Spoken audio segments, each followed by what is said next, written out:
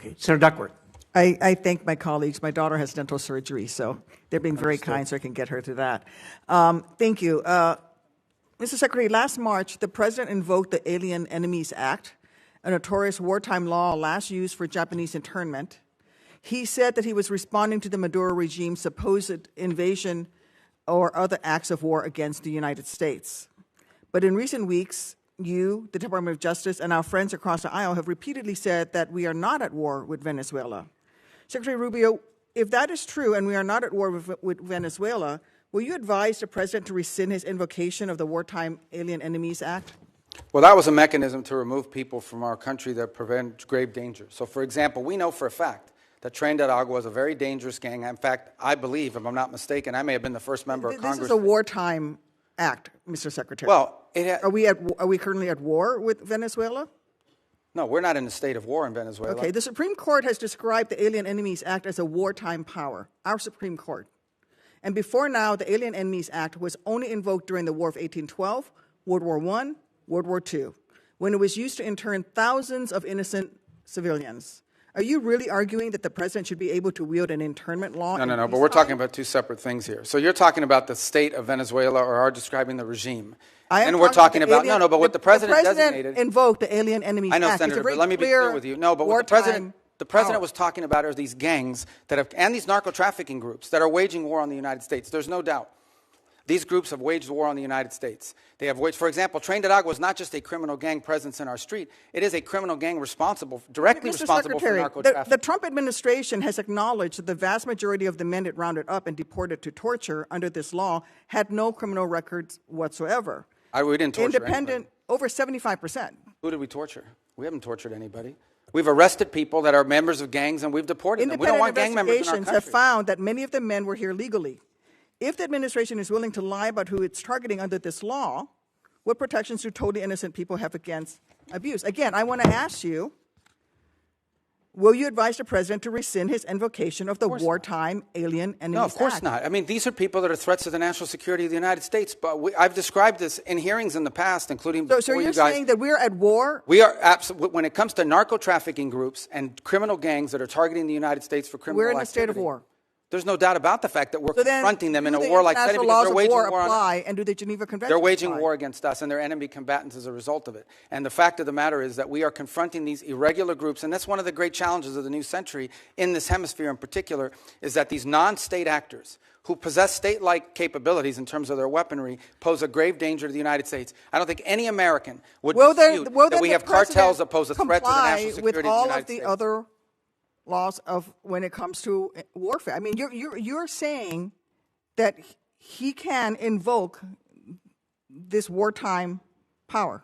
No, I'm saying, you're asking me, I'm here to discuss foreign policy and what's in the realm of the Department of State. Well, I think your questions are better directed to the Department of Justice. Enemies Act, but I would tell you that, which is a wartime, which is something that but you're asking me a question that can be invoked during wartime. But you're asking and it's me a only question been invoked during the War of 1812, World War I, and World War II. It's only been invoked 3 times, and this President is invoking it. Okay, you're asking me a question about the domestic application of a law that's best directed to the Department of Justice. No, it is because you're asking me something to opine on something that's in the realm of the Department of Justice in terms of its domestic application. I can tell you that the United States is most certainly confronting terrorist and criminal organizations operating in our hemisphere that pose a grave danger to the United States. Anyone who believes that gangs that flood our country with fentanyl or cocaine are not threats to the United States is not living in reality and certainly does not reflect the opinion of most Americans. The President already said that he was ready to put American troops in Venezuela again. So we're at war right now. So if things don't go well with the Chavistas you've empowered, when did the President say he was going to put troops in Venezuela? A military option, what is your criteria for returning to a military option and putting boots on? Well, I don't recall the President saying he was going to put troops in Venezuela. Where did he say that? I'm asking you, what are your... But that's what you said. I didn't remember the President has already said that he was ready to put American troops in Venezuela. No, I think the President has said that he retains the right as Commander-in-Chief to protect the United States against any imminent threats. Maybe that involves troops, maybe that involves air power. We hope, but we don't anticipate that being the case in Venezuela. I worry that you're playing fast and loose with our nation's Well, I just gave you testimony here. I just want to conclude by saying... Yeah, but I just gave you testimony of how well things are moving forward, not as fast as everybody would like. Yeah, but you also said that in 6 or 9 months, if things don't go well, you're going to have to do something else. And the President's already said that he's not ruled out the military option. And you've also just said that, yes, we are at war. The President has wartime powers. But every president retains the power to use military to protect... So it's reasonable for me to ask you... And I gave you a very specific example. Every president retains the right to defend the United States against an imminent threat. Yes, if there are just give you an example, Iranian drones deployed in Venezuela that could threaten the United States, we most certainly will address that, even if it's located in Venezuela. But we hope we don't get to that point. We don't expect to get to that point. I don't think that we're not trending in that direction. That's a fact. But that said, on the one hand, people of America are worried that this is a president who engages in yet another forever war, Mr. Secretary. We don't need to be in another forever war, and that is the path that we are going towards. And let me just say, well, how are we going towards a forever war if we're dealing with Delcy Rodriguez every day? Option. You're not going to ask him to